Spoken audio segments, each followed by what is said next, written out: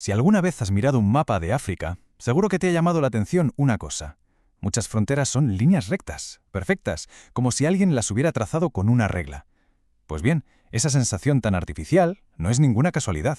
Y esa es la gran pregunta que vamos a intentar responder. ¿Cómo es posible que todo un continente acabe con un mapa que parece ignorar por completo su geografía, sus culturas y su propia historia? La respuesta, la verdad, es bastante sorprendente.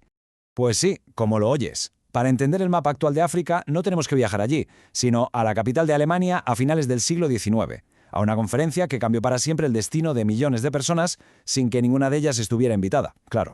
Venga, vamos a meternos en materia. Antes de todo este lío, la relación de Europa con África era muy, pero que muy diferente.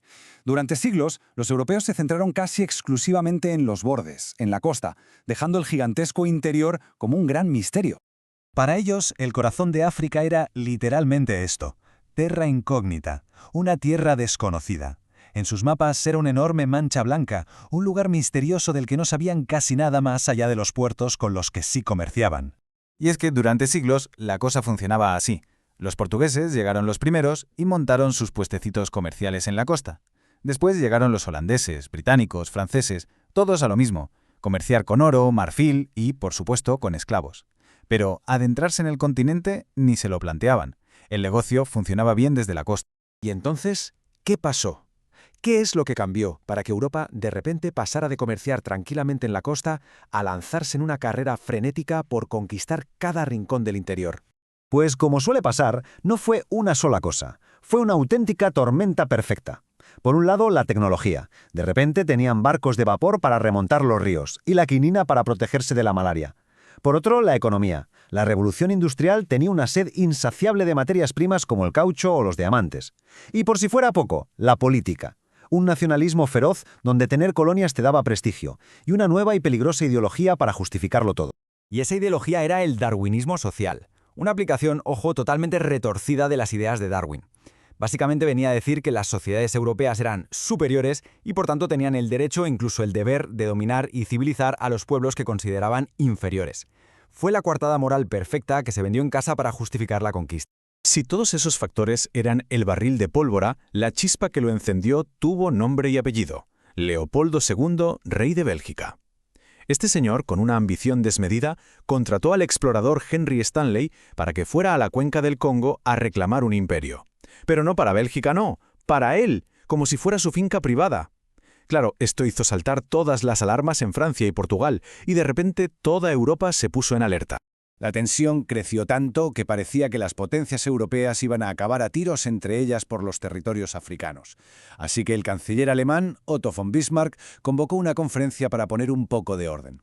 Pero que nadie se equivoque, el objetivo no era proteger África, sino establecer unas reglas para repartírsela entre ellos sin matarse. Y allí se juntaron, en Berlín, 14 potencias. Estaban todos los grandes de Europa e incluso Estados Unidos. Se sentaron a una mesa para decidir el futuro de África. Pero lo más revelador y terrible es quién faltaba. No se invitó ni a un solo líder, ni a un rey, ni a un representante africano. El destino de todo un continente se decidió sin su voz. El punto clave de la conferencia fue este: el principio de ocupación efectiva. ¿Qué significaba? Pues que ya no valía con llegar a una costa, plantar una bandera y decir «esto es mío». No. A partir de ahora, para reclamar un territorio tenías que demostrar que lo controlabas de verdad, con una administración o con militares. Esto, claro, convirtió la exploración en una carrera desenfrenada por la ocupación real. Venga, ahora vamos a ver cómo estas reglas de despacho se tradujeron en la cruda realidad sobre el terreno. El pistoletazo de salida se había dado, y las consecuencias fueron inmediatas y, como veremos, brutales. La carrera estuvo dominada por dos grandes proyectos que, claro, chocaban. El Reino Unido soñaba con un imperio continuo de norte a sur, que uniera Ciudad del Cabo con El Cairo, y Francia, por su parte, quería un eje de oeste a este, del Atlántico al Mar Rojo. Era inevitable que en algún punto sus ambiciones se cruzaran. ¿Y recordáis a Leopoldo II de Bélgica? Pues fue el gran triunfador de Berlín.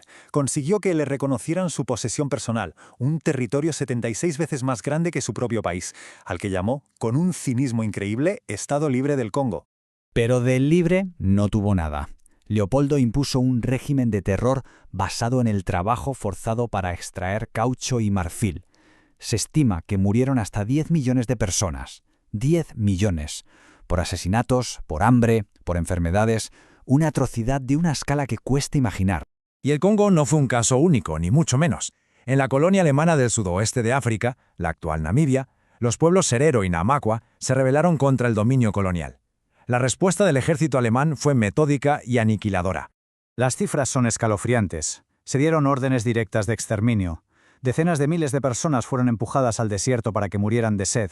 Se calcula que el 80% de la población herero y la mitad de la población námakwa fueron exterminadas en lo que hoy muchos consideran el primer genocidio del siglo XX. Y todo esto nos lleva al legado. Porque esas decisiones, tomadas en despachos europeos hace más de un siglo, siguen definiendo la vida en África hoy en día de una forma muy real. Para entender la magnitud del cambio, es clave recordar cómo era África justo antes del reparto. En 1870 era un mosaico de miles de reinos, imperios y sociedades distintas. Un continente que, en su inmensa mayoría, se gobernaba a sí mismo. Y ahora, el resultado final. En apenas unas décadas, para 1914, todo el continente, salvo dos naciones, Liberia y Etiopía, había sido sometido al dominio europeo. Un continente entero redibujado y subyugado por la fuerza. Tras la Segunda Guerra Mundial llegó la descolonización, pero las cicatrices del reparto se quedaron. Esta frase de Nelson Mandela refleja un anhelo profundo, la búsqueda de una paz que las fronteras artificiales y las rivalidades impuestas han hecho casi imposible de alcanzar. Y terminamos con una pregunta para la reflexión. Cuando llegó la independencia, los nuevos líderes africanos decidieron mantener las fronteras coloniales, por miedo a que redibujarlas causara un caos todavía mayor. Y esto nos deja con una cuestión fundamental. ¿Cómo se construye un futuro propio sobre unos cimientos que fueron diseñados por y para otros? El legado de aquel reparto, como vemos, sigue muy vivo.